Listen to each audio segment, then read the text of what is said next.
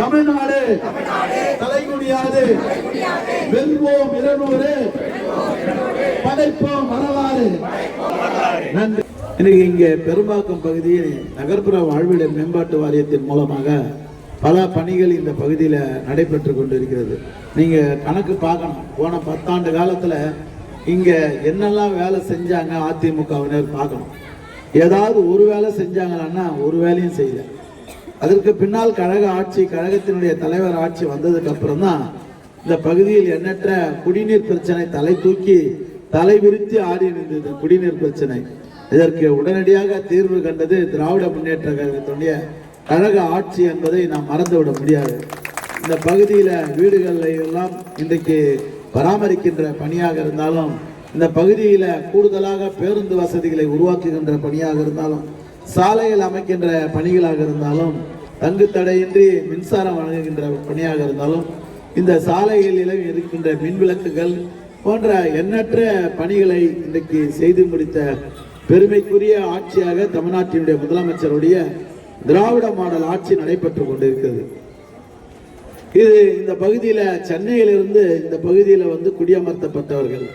இவர்கள் தினந்தோறும் சென்னைக்கு செல்ல வேண்டியது, சென்னையில வேலை பார்க்கின்ற அந்த பணி சுமையின் காரணமாக பேருந்துகளில் செல்லும் பொழுது இந்த பேருந்துகள், ஓட்ட உடைச்சல் பேருந்துகளை எல்லாம் நீக்கிவிட்டு பெரும்பாக்கத்துக்கு மற்றும் நம்முடைய துணை முதலமைச்சரும் அந்த போக்குவரத்து துறையினுடைய அமைச்சராக இருக்கின்ற சிவசங்கர் அவர்களும், நம்முடைய மக்கள் நல்வாழ்வுத்துறை அமைச்சர் அவர்களும், நம்முடைய பாராளுமன்ற உறுப்பினர்கள்லாம் வந்து இங்க புதிய மின்சார பேருந்துகளை துவக்கி வைத்த பெருமைக்குரிய ஆட்சி தான் திராவிட முன்னேற்ற கழகத்தினுடைய ஆட்சி.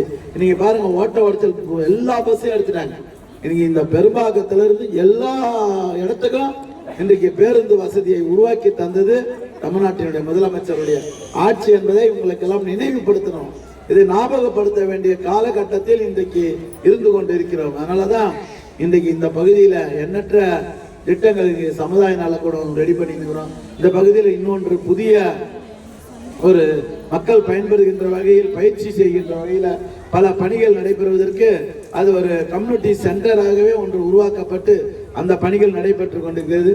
இந்த பகுதியில் புதிய மருத்துவமனையை ஒன்று இன்னும் ஒரு சில நாட்களில் இந்த மருத்துவமனையை திறந்து வைக்க துணை முதலமைச்சரோ இல்லை தமிழ்நாட்டினுடைய முதலமைச்சரே கூட வந்து இந்த மருத்துவமனையை திறந்து வைப்பதற்கு அதற்கான பணிகள் நடைபெற்று கொண்டிருக்கிறது. இவ்வளவும் சொல்றதுக்கு காரணம் என்னன்னா, இந்த பகுதி ஒரு பெரிய மக்களால் புறக்கணிக்கப்பட்டு மக்கள் வந்து எதிர்பார்ப்பை நிறைவேற்ற முடியாத தோல்வி கண்ட ஆட்சி அதிமுக ஆட்சி. திமுக வந்ததுக்கு அப்புறம் தான் இன்றைக்கு இந்த விடியல் பயணத்தின் மூலமாக அந்த பேருந்துகளை இயக்கும் போது மக்கள் பெரிய மகிழ்ச்சி. இந்த வண்டியை போய் நிறுத்தணும், எவ்வளவு கடினமான ஒரு சூழ்நிலையில் இந்த பேருந்துகளை செல்வதற்கு சிரமப்பட்டார்கள் என்பது நம்ம எல்லாம் கண்கூடாக பார்த்தோம். இங்க எதிர்க்க ரேஷன் கடை இருக்கு. இந்த ரேஷன் கடையில் ஒரு நேரத்தில் பொருள் வாங்கணும்னா காலையில 5 மணிக்கெல்லாம் போய் 1ஆம் தேதியிலிருந்து 10ஆம் தேதிக்குள்ள நம்ம பொருள் கிடைக்கும். அப்பதான் பொருள் கிடைக்கும். அதுக்கு காலையில 5 மணிக்கெல்லாம் போய் கல் வச்சுட்டு நம்ம உட்காந்து இருக்கணும். எதுக்கு? பொருள் வாங்குறதுக்கு, ரேஷன் கடையில பொருள் வாங்குறதுக்கு. இன்றைய நிலைமை அப்படியா இருக்கு? அம்மா சொல்லுங்க. இன்றைக்கு எப்ப போனாலும் பொருள் கிடைக்கிற அளவுக்கு இன்றைக்கு பொருளை 30 நாட்களை வழங்குகின்ற அளவிற்கு நம்முடைய ஆட்சி நடைபெற்று கொண்டிருக்கிறது. அது கூட அந்த பொருள் எல்லாம் பாத்தீங்கன்னா ரேஷன் கடையில் அரிசி வந்து வாசனை அடிக்கணுவாங்க, பொருள் எல்லாம் தரமா இருக்காதுன்னு. இன்னைக்கு போய் பாருங்க, நீங்க வாங்கிக்கிறீங்க டெய்லி நீங்க அரிசி, பச்சை அரிசி எப்படி இருக்கு, புழுங்கல் அரிசி எப்படி இருக்குது, இன்னைக்கு இருக்கிற பருப்பு வகை, கோதுமையாக இருக்கட்டும், எல்லா பொருளும் தரமான பொருட்களை வழங்குகின்ற ஆட்சி தமிழ்நாட்டினுடைய முதலமைச்சருடைய ஆட்சி என்பதை நாம் மறந்துடக்கூடாது. இது எவ்வளவு பெரிய திட்டம். இதுல 70 வயசுக்கு மேல இருந்தாங்கன்னா அவங்களுக்கு வீடு தேடி பொருள் போகுது. அந்த பேரு தாயுமானவன் திட்டம். இது எப்படிலாம் தலைவர் தளபதிக்கு இதெல்லாம் வந்து அவருடைய நினைவில் வருகிறதோ, அவருடைய புத்தி வருகிறதோ தெரியல. இதெல்லாம் செய்து கொண்டிருக்கின்ற தமிழ்நாட்டினுடைய முதலமைச்சருடைய கரத்தை வலுப்படுத்தணும். இந்த பகுதியில் வணிக வளாகம் ஒன்று கட்ட போறோம் பெரிய அளவில். இது பேரு எண்ணற்ற பணிகள். இந்த மழைநீர் கால்வாயில இன்னைக்கு எவ்வளவு பெரிய மழைநீர் கால்வாய் அமைச்சிருக்காங்க உங்களுக்கு தெரியும். இந்த மழைநீர் கால்வாய் அமைச்சதுக்கு அப்புறமா 2 வருஷமா மழை தண்ணி நிக்கல இந்த பகுதியில். இல்லைன்னா எவ்வளவு தூரம் இந்த ஒரு மாடி, இந்த ஒரு கிரவுண்ட் ஃப்ளோர் ஃபுல்லா தண்ணி வந்துடும்.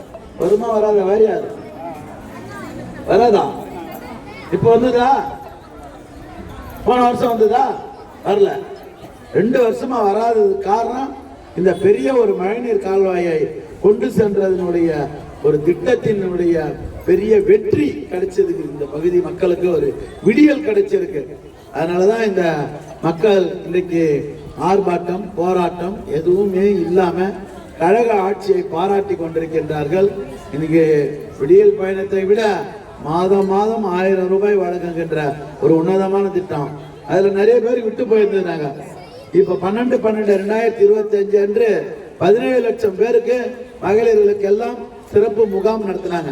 நம்ம இந்த ஸ்கூல்ல தான் 2 முகாம் நடத்தினோம். நம்ம இந்த பெரும்பாக்கம் பகுதியில் இருக்கிற மக்கள் அனைவருக்கும் அது ஒரு பெரிய சிறப்பு வாய்ந்த முகாமாக அமைந்தது. அந்த முகாம்களில் மனுக்கள் கொடுத்தவர்களுக்கு எல்லாருக்கும் எல்லா திட்டங்களையும் நிறைவேற்றுகின்ற வகையில் அந்த முகாம் பெரிய ஒரு பயனாக இருந்தது. தொடர்ச்சியாக திராவிட முன்னேற்ற கழகத்தினுடைய ஆட்சி அமைய வேண்டும். 2026 கழக ஆட்சி மீண்டும் தலைவர் தளபதி அவர்கள் 2வது முறையும் திராவிட முன்னேற்ற கழகம் 7வது முறையாகவும் ஆட்சி அமைய வேண்டும். அப்பொழுதுதான் இந்த தமிழ்நாட்டை காப்பாற்ற முடியும். இன்னைக்கு தமிழ்நாடு மிகப்பெரிய அசுர வளர்ச்சி பெற்றுக் கொண்டிருக்கிறது. பெண்களுக்காக ஒரு ஆட்சி நடைபெறுகிறது என்று சொன்னால் அது தமிழ்நாட்டினுடைய முதலமைச்சருடைய திராவிட மாடல் ஆட்சி என்பதை நாம் மறந்துவிடக் கூடாது என்பதை நினைவுபடுத்துகின்ற வகையில் வருகின்ற தேர்தல் ஒரு சவாலான தேர்தலாக எடுத்து இந்த பகுதியில் அதிகமான வாக்குகளை, குறிப்பாக 576 பாகத்தில் என் வாக்குச்சாவடியில் அதிகமான வாக்குகளை பெற்று தந்தோன் என்ற பெருமை BLA 2 BDA BLC இருக்கின்ற கிளைக்கழக செயலாளர் உள்ளிட்ட நிர்வாகிகள், இங்கு இருக்கின்ற அனைத்து நிர்வாகிகளும் ஒன்றிணைந்து பணியாற்றுவதை நாம் பழகிக் கொள்ள வேண்டும். நமக்கு என்ன கிடைக்குமோ அது கிடைக்கும். நாம் உழைக்காமே எதுவும் கிடைக்காது. உழைச்சாதான் நம்மளுக்கு கிடைக்கும். இந்த உழைப்பை நம்பி மட்டுமே நீங்கள் உங்களுடைய வாழ்க்கையில் நீங்கள் வெற்றி பெறுவீர்கள். உழைப்பை நம்பினால் நிச்சயம் அது வெற்றி உறுதி. ஆகவே நீங்கள் எல்லாம் இவ்வளவு சிரமங்கள் இன்றி இந்த பகுதியில் இல்லாத ஒரு சூழ்நிலையை உருவாக்கி தந்தவர் தமிழ்நாட்டின் முதலமைச்சர். அவருக்கு நாமெல்லாம் பக்கபலமாக இருக்க வேண்டும் என்று கேட்டு இந்த நிகழ்வை ஏற்பாடு செய்து நடத்தி கொண்டிருக்கின்ற கிளைக்கழகத்தினுடைய செயலாளர் வாரியார் அவர்களுக்கும், இந்த பாகத்தினுடைய பாக முகவர்